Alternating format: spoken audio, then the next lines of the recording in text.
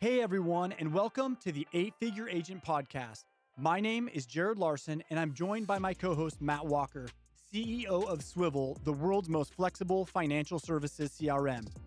Our mission is to build community, a community where we can empower each other to achieve remarkable success in the financial sector. Join Matt and me every week as we will motivate you to reach new heights in your career and unlock your full potential. Reaching your next level of success starts now. Welcome back to the 8-Figure Agent. I'm Jared Larson alongside Matt Walker. And boy, are you in for a treat today. We've got a special guest, Don Morris, that Matt will introduce here in just a moment. But I want to just share maybe what we're going to experience today as we listen to this episode. Don is an accomplished visionary and businessman and serial entrepreneur. But not only that, he's a human, and today we're going to get to hear the story from his humble beginnings and as he worked through those challenges and just started to create chances for himself to win and then found the opportunities at the right time to seize those chances and make and find massive success in his life. So Matt, let's jump into this. Why don't you introduce Don? Yeah, this is Don Morris, and thank you again for being a part of us. And Don and I have known each other for a long time. Before I try to give your story, I'll let you give your story, but Don has built a very successful workplace marketing business. And so many of our listeners who are financial planners, agents, advisors, some of them don't even know what workplace marketing is. And so I know that you're going to probably have to start from the beginning and describe some of that, but maybe before we get in there, tell us a little about yourself, your story, your upbringing, kind of how'd you get into the business and how'd the whole thing get started? I think really starting at the very beginning adds a lot of context. When I was 11 months old, my father got killed in an automobile accident. And so I really don't have a recollection of him. But I do have pictures of my mom. She lost about 20 pounds. She Wow. looked gaunt and just looked like she was going through a horrific time. And even talking to some of my aunts, they tell me how bad it was. And they were worried that she physically was just going to kind of disappear. So when I was 3, well, first off, I think that his death does play some part in this. He was coming back from summer camp with the National Guard and had a head-on collision in the middle of the night. So he was military. My mom married another military fighter pilot when I was 3. We've had long conversations about that. I think there was some pressure on her to have a father figure in the home. And she loved him, and I'm not saying that, but there was extra pressure because there was the loss of a spouse and a breadwinner.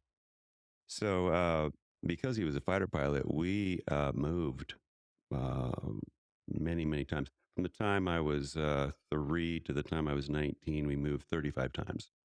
So he didn't have that many assignments, but he had, as a pilot, you go for a training here and a class there to both advance and also if you want to get a rank advancement, you have to have these boxes checked. And so, but our pattern was we would be assigned to a base, let's say George Air Force Base in California, and we would be there before the house was ready. Officer housing a lot of times wasn't available on base. So that particular time we stayed at a KOA campground for a month. And then we moved on base, and then we moved to Victorville, California. But that was all one assignment. So we had this pattern where we would go someplace, but lots and lots of moves. So with the context of business, 2 things happened there. One, I, without knowing it, realized the value of life insurance and protection in the event of some catastrophic event happening. And 2, I was okay with change because I was every single, 2-3 months we were changing. Yeah. My primary issue that I had was I had no friends. So, if you spend time building a relationship only to leave 2 months later, it just starts hurting. And so what you end up having is your family as your friends. So I really had a difficult time learning. I was severely dyslexic, and so I went to 16 schools before I graduated. And in the best circumstance, someone that's having a learning disability is struggling in school. But when you change from Arkansas schools to California schools, obviously California thinks you've had this base that you may or may not have. Yeah. And so I ended up hating school. It was just a horrible, horrible experience, both from education side and also because I was always the new guy. And Yeah. so there's a pecking order in school, and you're always the odd man out. So again, I leaned on my family as a source of support, and Yeah. my friends were my family. Um, I went to when I was 14. We joined the Church of Jesus Christ of Latter-day Saints, and um, a few years later, I went on a mission. I went to Australia and Tasmania, and at that point, I was absolutely convinced I was not going to go to higher education because of my prior experience. Well, lucky for me, the gentleman that was kind of the shepherd over me and 200 other missionaries was John Covey. His brother, Stephen Covey, wrote Seven Habits of Highly Successful People. And so immediately, we were required to ponder specific life events. What are you going to do with your life? How are you going to do it? How do you set your priorities? Is marriage one of the things that's great? Is education? Do you want to go into business? Are you going to? So at his bidding, I made 163 goals, lifetime goals, and I've accomplished probably 30, 35 of them at this point. Some of them were kind of frivolous. I mean, kiss an Eskimo, catch a duck, swimming underwater to grab the legs, and which I've almost done. All right. I touched the foot, but I didn't. But anyway, that experience just totally changed the course of my life. Yeah. I decided I was going to go to school when I got back. And so again, although I went to school, I had a very low GPA. I was on probation the whole time I was there. I met this young lady that I eventually married. She had a 7-month-old, a 1-year-old, and a 2-year-old. So all three in diapers. And she'd had some, not good experiences and got a divorce. And so I fell in love with her, and I said, we're getting married. I took her out on a date February 23rd, and we were married April 25th. It's moving. So it was pretty fast. That's how I do my life. I just make just as a principle, I made a decision early in my life that I was going to use the 80% rule. And if I could get 80% convinced that it was the right direction, I pulled the trigger. I had a partner I needed to be 100% right, and was always questioning, did I make the right decision? Did I not make the right decision? But that one thing that I used as a decision-making process, I think propelled me to be a good entrepreneur I love it. And a business owner. Don, where did that come from? Was it just, did you read a book, or one day you woke up and said, I'm just going to operate on this 80% rule? I don't know if it's unfortunate, but I do things by my gut. I got in trouble, jumped off houses and broke my legs, and so I don't think about things very long. If it seems good and right, I jump in 100%. Sometimes you obviously fall flat on your face when you do that. You break a bone, or you have a financial setback, which is what got me into insurance, frankly. When I got married to my wife, I had to provide for them. And so I dropped out of college, and I thought, because I had this voice in my head that was, you're stupid, you can't do this, because I couldn't read until the 4th or 5th grade, and plus all the changing of schools, it was just, I did not have a very good self-image. Yeah. And so when I dropped out of college, I said, the only option for me is to go to work for myself, because no one's going to hire me. And so where I have lots of friends that have spoken to me years later, how do you get into business? How do you become an entrepreneur? It was easy for me because I really didn't think I had an option. I see people that struggle greatly years they're thinking, I'm going to start a business and I'm going to do this. And, but they can't jump in the water. Yeah. And so I think it was actually a blessing for me that I didn't think I had a choice. Yeah. And so, mainly in the construction industry, concrete, building houses, we started 4 businesses. One of them did okay. The rest were just complete failures. Um, the one that really took me down, we took out a 19% construction loan in 1981, and I was going to build spec houses. Huh. Again, pure stupidity. Timing is everything, right? Yeah. And my parents co-signed on loans, and I got really deeply into debt and ended up selling the house 2 years later for about half what I had in it. And it took me about 6 years to dig all of the debt out and pay for all those loans that I'd made. And I, at that point, we were struggling so bad financially that I was actually, even though we had 3 children, 4 at that point. We had another child a year after we got married, but I was saying, I'm bringing this money in. I need you to bring some money in, even though she was a full-time mom and caretaker of all those kids. So I had a friend that had gotten into insurance, and I thought, well, maybe my wife could do that. She seemed somewhat interested in it. Yeah. And I helped her study for the test, and lo and behold, I got more interested in it than she did. And I think maybe that was just a secret, thing that she knew all along she wasn't going to get into insurance, and it was going to be me.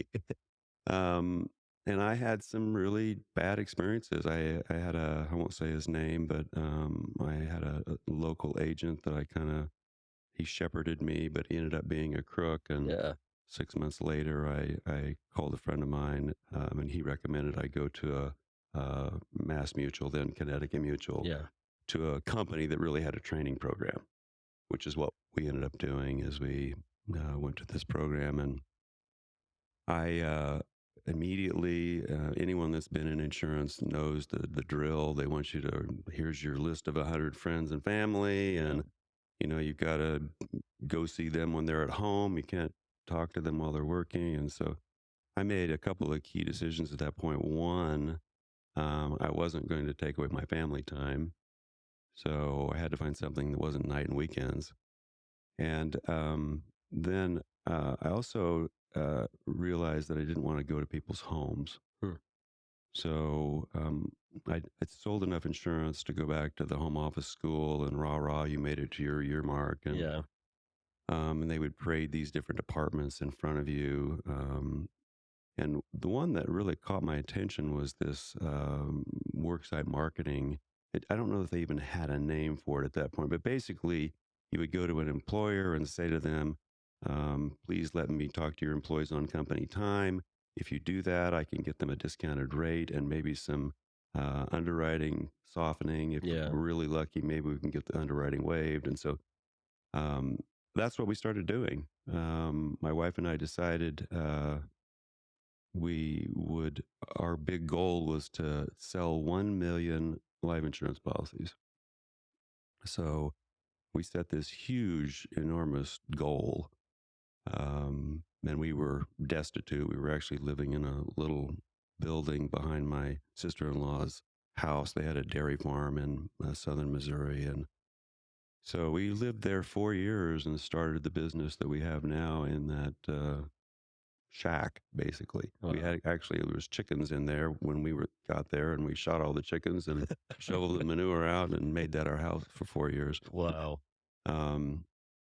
We just as a principle with regard to, I know you haven't asked this question, and if you just let me ramble, please, that's fine. This is great. Yeah. We try to find people who've been down the road farther than we have. Yeah. And one of the things that I saw with a couple of my friends is they had taken on a partner. And I've had several real horror stories from friends who've gotten a partner, and their personality wasn't the same, or something dishonest happened, and they, got a divorce.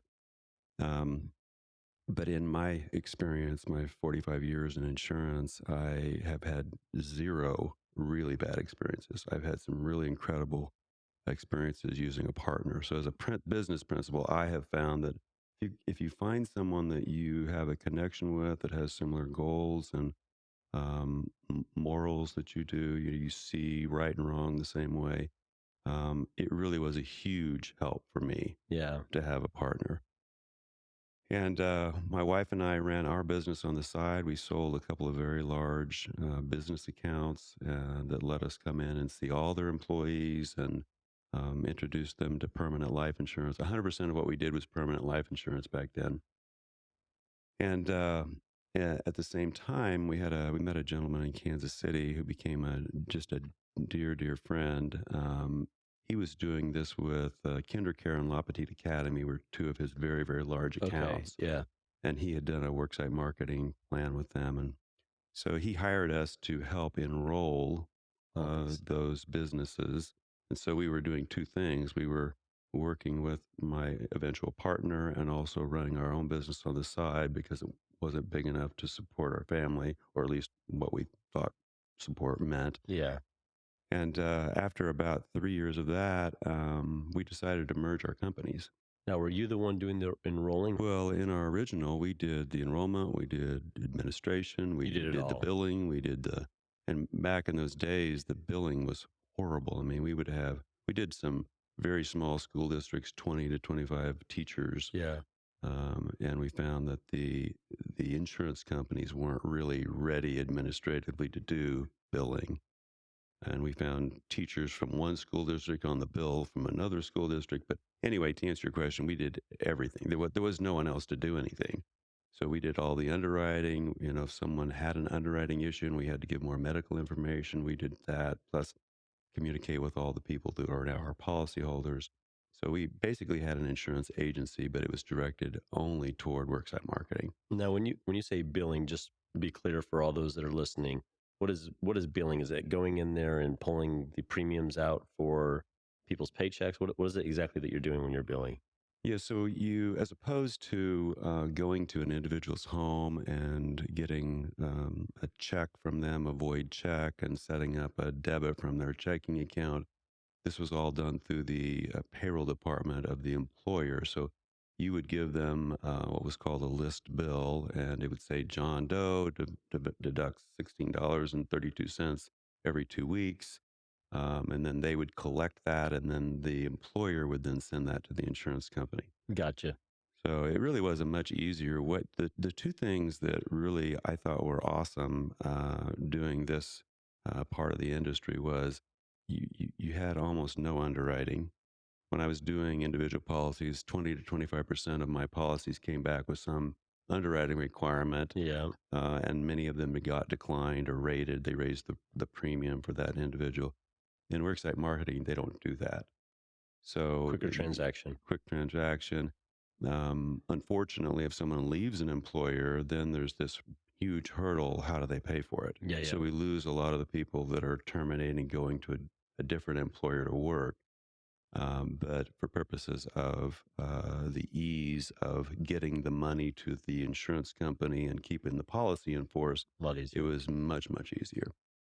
Don, if we back up just a little bit, I'm still stuck on the childhood and coming up through Sure. through the ranks and taking your licks, and help me understand, how did you get from one perseverance to the next?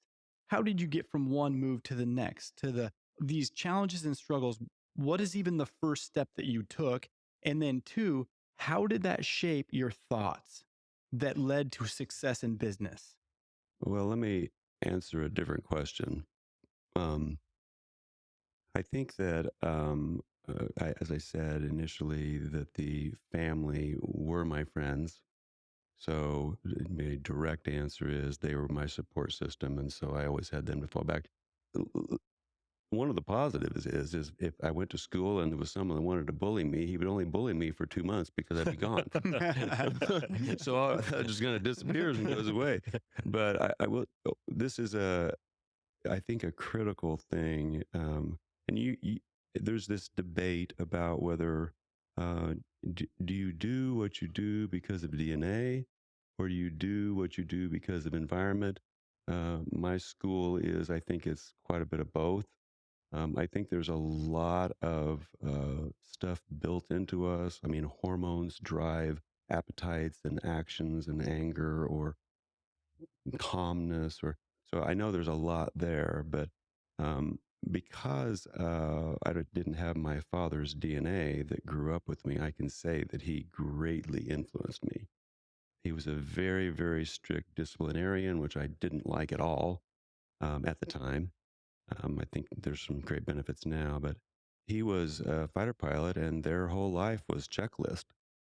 And so, with regard to something that was a great gift I got from him was, I'm always thinking about what to do next. And if, for an example, if we were doing a project in the backyard, I would get in trouble if I did not give him the shovel when he needed the shovel.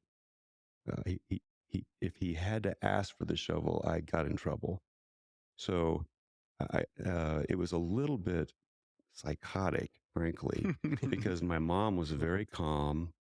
My dad was very regimented, and he was very kind and service oriented, but he demanded excellence and demanded that you be prepared for whatever was coming next. He would have alert, what they call alert. And so he would have to be on the flight line for 1 week, and they would practice. An alarm would go off. They'd have to get dressed and be in the plane in a certain number of minutes. And so while he was off out of the house for a week, my mom was in charge. So I had this very calm, laid back, do whatever you want to do, everything's cool. And the night before alert was over, I mean, we were rushing around the house, making sure everything was pristine and the sheets had been changed on the bed. And because we knew that there was this huge expectation. So I really think that doing what I would have said as a child was a very difficult um, environment A and environment B, and the difference between those two was difficult to navigate as a child. I think that there's no doubt that my ability to understand business and think what is next before next is there comes from my dad. And so that was uh, in today's world, I think it would have been defined as child abuse. The expectation. I'm being serious. I mean, there was physical stuff. I mean, which I know benefited me, but at the time, you feel like you're stuck. I mean, if my family is my support group, and I'm afraid of part of my family, there is this anxiety that Absolutely. You carry around with you. So, but the thing that I've noticed is I can get into almost any business situation and be okay with it. If someone's yelling or screaming at me, it really doesn't faze me that much because I grew up in an environment that was That was a difficult. communication tool sometimes. It was very much, and it worked really well. I wouldn't recommend it to anybody, but for anyone that's listening that has military people around them, and there's just great work potential if they take advantage of it. This great work ethic and process that comes from people that have been in the military that even they don't know how valuable that is sometimes. Take the positive. But I know for me, when I'm around my family and I'm wondering, you knew this was next.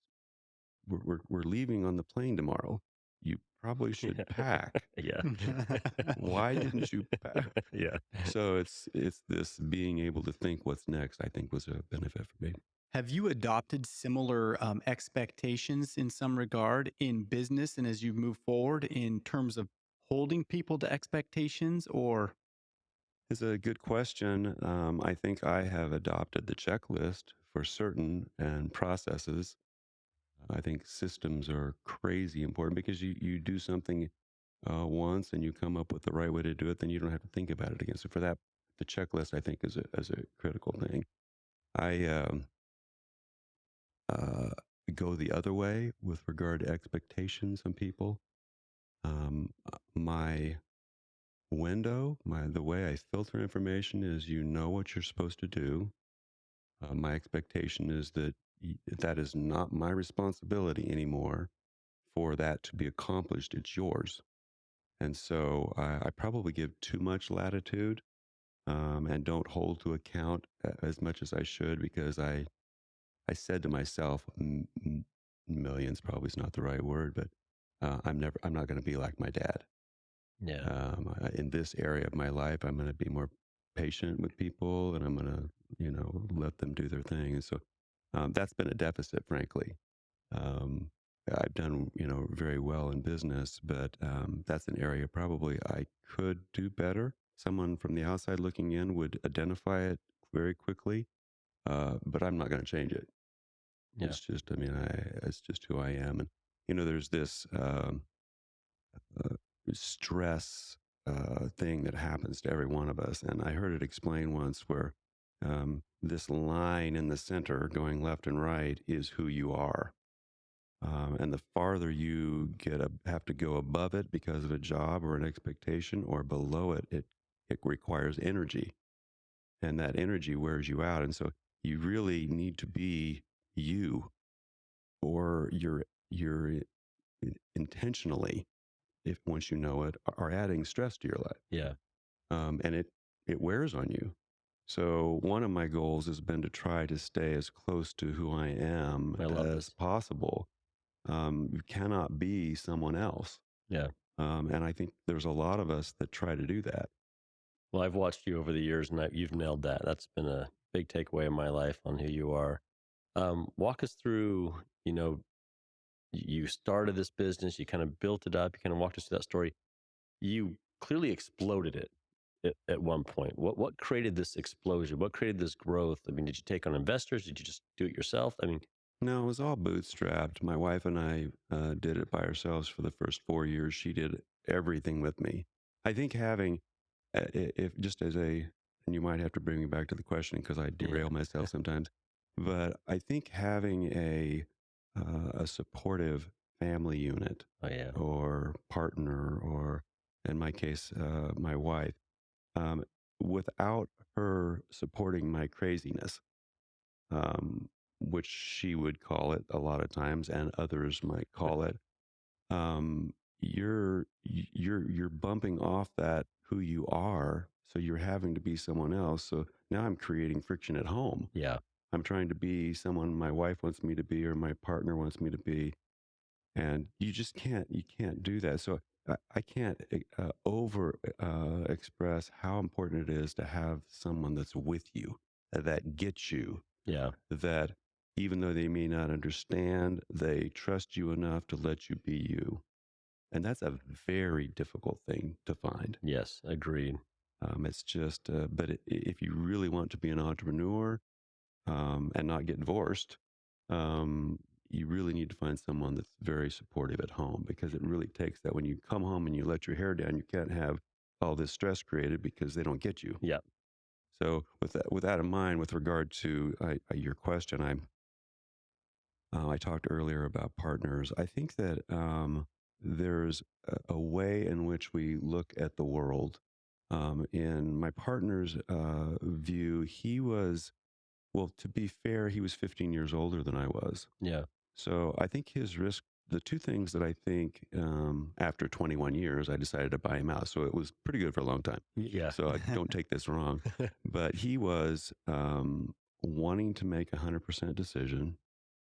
He wouldn't pull the trigger unless it was 100% right, and it was the right decision, which that's not me. I Yeah. mentioned that earlier. And the second was, I love risk. Yeah, And our risk tolerances were quite a bit different. I was willing to take a big gamble, get myself all in, and go for it. So my partner owned 60% of the company. I owned 40% of the company for those 21 years. We had 17 employees. Our It's probably not time in this podcast to go through this, but there's some dramatic ups and downs. We lost our two largest clients. If anyone knows Payless Cashways, they were a lumber store. oh yeah, okay, And Farmland Industries was a meat processing plant and grain co-op. They both took out Chapter 7 in a 22-month period, Uh, and it represented more than half of our business. Wow. So huge, huge financial blow. But after all of that kind of washed out, we had about 15, 16, 17 employees. Um, I purchased, my wife and I, again, this is an entrepreneur thing. You have to lay everything on the line. Sometimes we borrowed every dime we could get our hands on. We mortgaged everything we had, and we purchased the 60% stock. So we owned 100% of the company. And one of the things that was this risk tolerance difference between me and my partner was kind of the crescendo. I wanted to go right, and he didn't want to go right. yeah. And so we were in competition with the largest privately owned benefits firm in the U.S. And we won against this behemoth. Hmm. And so they came to us and said, "How did you do that? What did you do?" We accidentally, and so we came up with this idea to give them full-time employees. And so we actually sat. I was paying them, but we sat full-time employees in their HR department permanently. And so it just became a value add to them. And um, this idea came back to us when the bad news hit our desk. And so we ultimately said to them, well, what if we give you full-time HR people? And, they kind of dropped their jaw and said, let me check. And so that was going to run up the flagpole, and they decided that would work. They would take that risk because it was just like a contracted HR person. And so basically what we did is we took our revenue and hired full-time people, HR people, and they isolated the benefits section of the HR function, onboarding and continuing employee education, benefit fairs for the annual enrollments. And that started kind of a new business. And this was the juncture where my partner didn't want to go that way. Wow. It was too much. It was probably a multiple. I'm not sure it was 100% more, but it was obviously much more expensive than the way we were doing it before. Sure. But there was a couple of huge advantages. One, we kind of became our clients. Yeah. We became a full-time part of their team. Obviously, there's opportunities to trust us in a way that our clients didn't even have the opportunity to trust us before, because we would come in once a year and see their employees and go home. And our competitor, who ended up wanting to go into a marketing arrangement with us, asked if we could do this as with their clients, their larger clients. And this was where the rub was between me and my partner. And so I ended up buying him out, and we went from 17 employees. We have between 350 and 400 employees now. Wow. And they're basically all either admin or permanent HR folks that explain benefits on premises. I love the challenge that presented itself. I can't tell you how many times probably our listeners are sitting there, and myself included, where you're going, oh, this is bad news. Yeah, And for you sure. just took that bad news as like, this is the opportunity. And that mindset shifted the whole business. And obviously you've exploded since then. That's amazing. And Don, it's almost as if you've learned that necessity breeds innovation, because each of these walls that you run into, even the behemoth in your story was like, they laid down. We couldn't get it, but you said wall equals innovate. Well, you might be giving me too much credit, but I will say this. I say that many, many times. I mean, we lost everything we had in 81, 82. And it's difficult to describe the emotional trauma as a father and the only breadwinner. I mean, there was only one of us bringing in money at that time. And I had promised to provide and protect my family. And I had completely failed. I'd taken all of our assets, I invested in this thing, and I thought I was going to die. Emotionally, it was like severe depression. But to your point, Matt, I think it's more frequent that success comes from an opportunity that doesn't look like an opportunity when we first see it. Yeah. And I think that happens over and over and over and over. I just wish we could all see those moments as opportunities instead of the gut wrenching, heartfelt hurt that they feel like in the moment. Yeah. I did something, and some of the listeners are not going to like this probably, but my wife and I, in 2009, so this would have been a couple years after we bought the rest of the company, um, we decided to give a small percentage of the company to each one of our kids. It wasn't worth a ton then. Yeah. It's obviously appreciated greatly since then, but we wanted them to practice. So they would get this amount of money each year that came out of the profit distribution. And we said to them, we want you to invest it. I don't care if you lose it.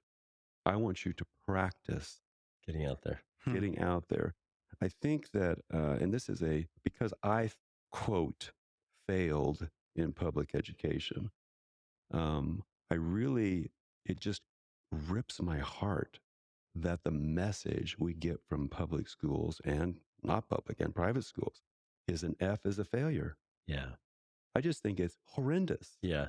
I think it's totally damaging. I mean, I think that we should fail until we get it.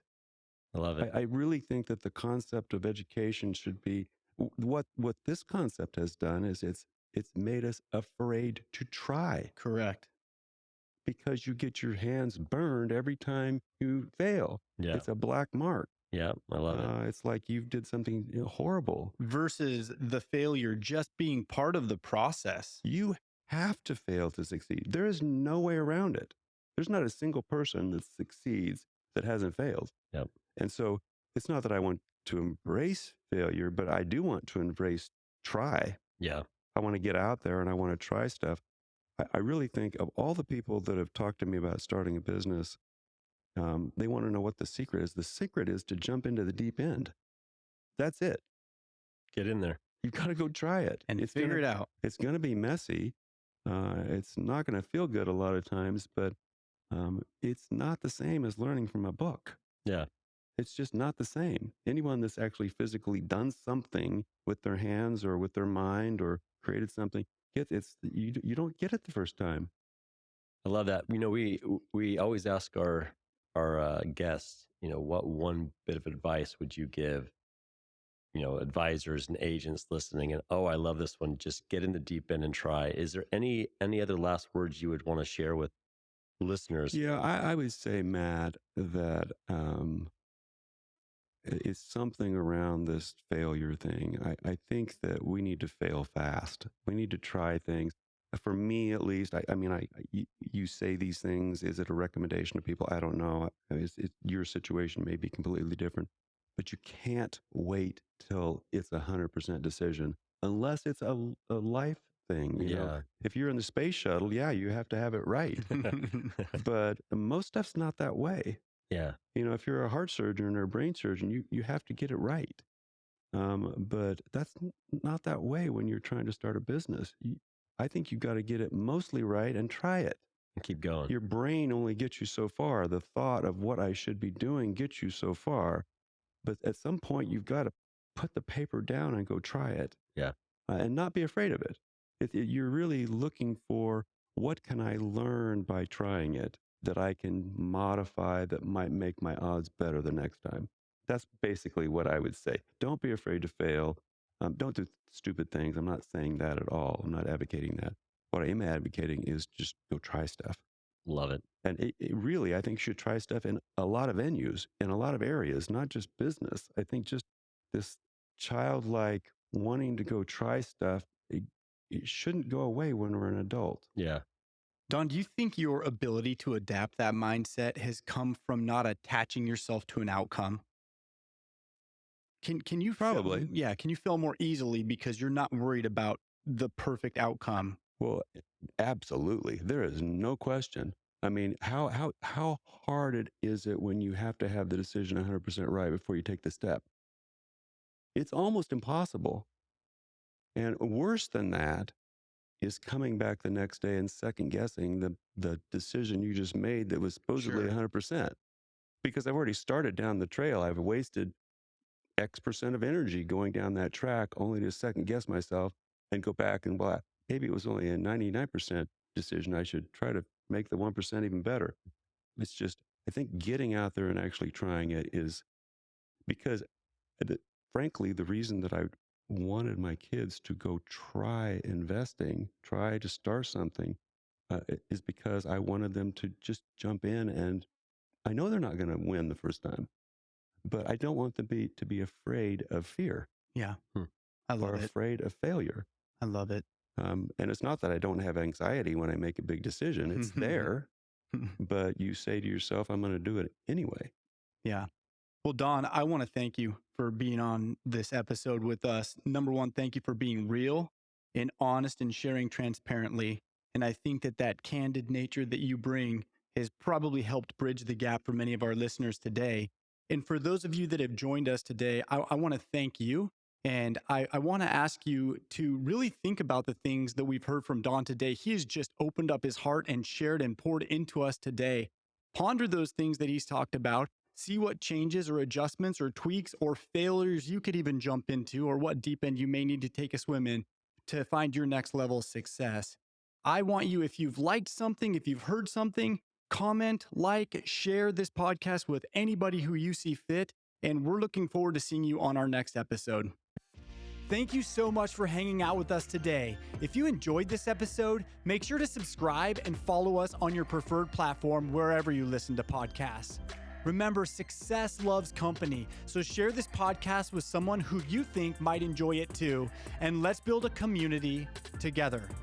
Let's keep the momentum going until the next episode drops. And hey, if you've got any questions or topic ideas that you would like us to focus on, send us a message on social media. Again, thanks so much for joining us. Until next time.